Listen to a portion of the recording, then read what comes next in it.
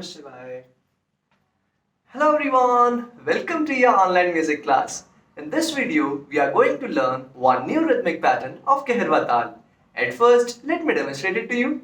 1, 2, here we go. 1 and 2 and a 3 and a 2 and a 1 and 2 and 3 and 1. Let's break it down now. We will play the first beat on the bass of our Congo like this. 1, and then we will play and on the high tom.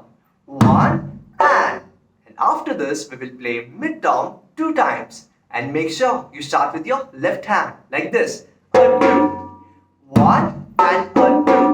One more time. 1 and a 2. After this we will play and on the bass and then a on the high tom. And a. 1 and a 2 and a. One more time.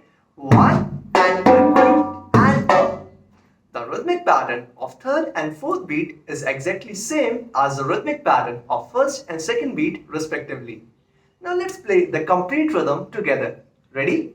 1, 2, here we go. 1 and a 2 and a 3 and a 4 and a 1 and a 2 and a 3 and a 4 and a 1 and a 2 and a 3 and a 4 and a 1 beat, and 3 and a beat, a 1.